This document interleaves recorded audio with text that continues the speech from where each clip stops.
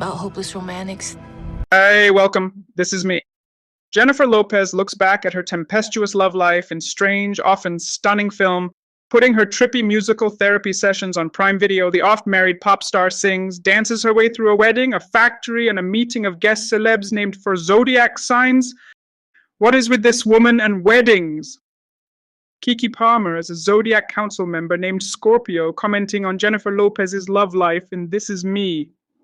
Now, a love story.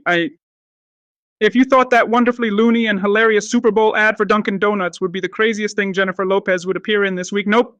Turns out it's only her second most bat-bleep crazy vehicle. Please allow me to introduce you to the shiny and ambitious and strange and ludicrous and trippy and occasionally fantastic This Is Me.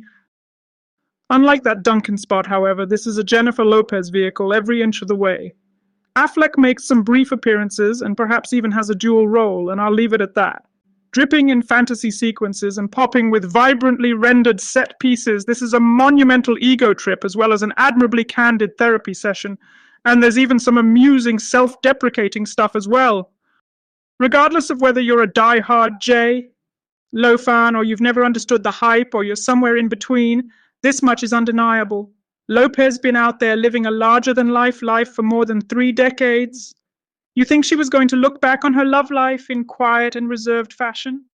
A Love Story is a 65-minute film that plays like a long-form music video and reportedly cost some $20 million, which Lo put up herself.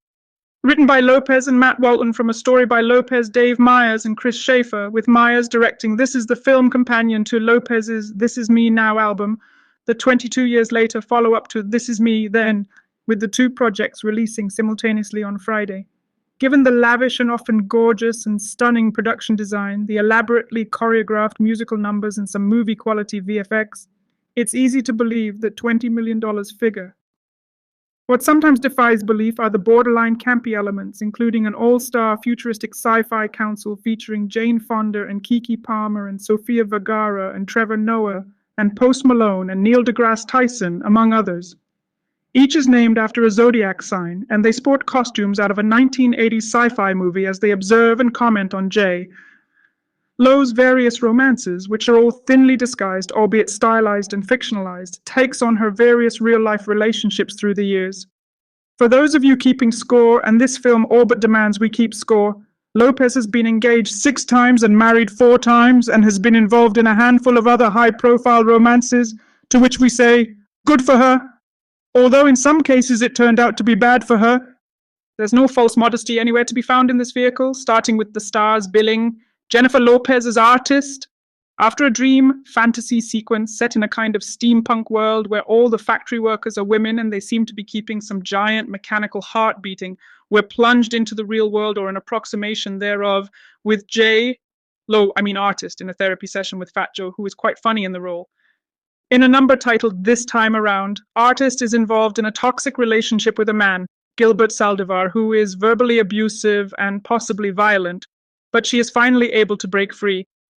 We then cut to the aforementioned council, where Noah's Libra laments, Libra and Leo are supposed to work, it's a thing. Jane Fonda's Sagittarius exclaims, why does she always need to be with somebody? And Vergara's Cancer notes, sometimes I chew my hair for no.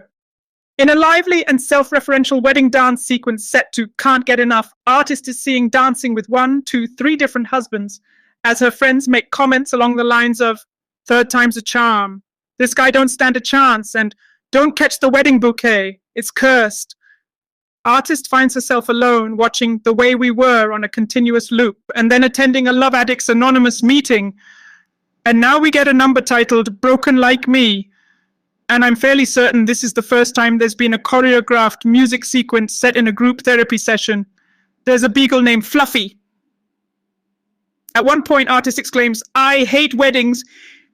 References are made to previous Low pop hits. Jenny, Artist, returns to the block and encounters the childhood version of herself, Bella Gagliano.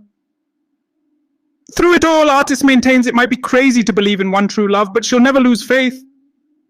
Now that's something even the Dung Kings could get behind.